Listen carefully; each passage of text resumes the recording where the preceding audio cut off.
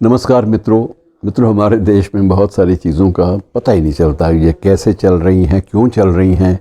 कोई भी स्पष्ट कारण या आधार कई बार हमें मिल नहीं पाता। बहरहाल हैं तो उनको देखना, उनका नोटिस लेना हमारा भी काम है। मैं सबसे पहले आपको अमृत महोत्सव, आजकल हमारे देश में इसकी धूम है। ऐसे अवसरों पर कुछ एक बातें जब सामने आती हैं तो बड़ा आश्चर्य होता है कि ये क्या है। और सबसे बड़ी जो आश्चर्य की बात यह है कि पंजाब में एक गांव है, एक कस्बा है, रब तो शहर बन चुका है अच्छा खासा, क्योंकि किसी वक्त उत्तर रेलवे का ये एक प्रमुख जंक्शन भी था। और मेरी मुराद है धुरी से। धुरी बड़ा महत्वपूर्ण कस्बा और अब एक शहर के रूप में विख्यात है। और मित्रों, धुरी में एक मोहल्ला आज भी है। अपने विभाजन को हुए लगभग 76 वर्ष से भी ऊपर समय बीत चुका है, बीत चला है, और 77वें वर्ष में हम प्रवेश कर रहे हैं। लेकिन उस धुरी शहर में आज भी एक मोहल्ले का नाम मोहल्ला रिफ्यूजियाँ है। ये एक बड़ी अजीब बात लगती है कि हम लोग या उस शहर के लोगों ने या उस शहर के राजनीतिज्ञों ने या उस प्रदेश के राजनीतिज्ञों ने कभी इस बात की ओर ध्यान ही नहीं दिया कि हम किस प्रकार का इतिहास अपनी अगली पीढ़ी को देने जा रहे हैं या दे रहे हैं, लगातार आगे बढ़ा रहे हैं। मोहल्ला रिफ्यूजियाँ, ये बड़ी एक विचित्र बात लगती है। और पिछले दिनों मैं आपको ये भी याद करा दूं कि हरियाणा में भी किसी एक राजनीतिज्ञ ने दूसरे राजनीतिज्ञ के बारे में रिफ्यूजी शब्द का प्रयोग कर दिया था, उसके वर्ग के बारे में, और इस पर काफ़ी हंगामा हुआ था।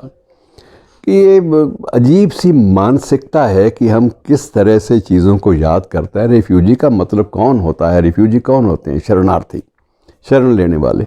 अरे शरण लेने वाले लोगों ने तो अपने अस्तित्व की तलाश में इतना श्रम किया, इतनी मेहनत की, और अपने आप को दोबारा फिर से स्थापित करने के लिए उन्होंने पुरुषार्थ से जो काम लिया, उसके उदाहरण आज भी कोट किए जाते हैं, अनुकरणीय माने जाते हैं।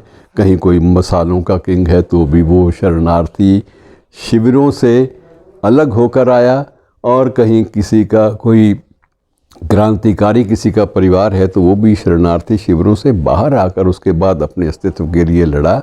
और कुछ एक कस्बों में, कुछ एक शहरों में तो सारे उद्योग धंधे इसी वर्ग ने स्थापित किए, जो वर्ग वहाँ से विभाजन के समय अनूठी पीड़ा को झेलते हुए अपने घरों से बेघर होकर यहाँ पर आए थे परिवार।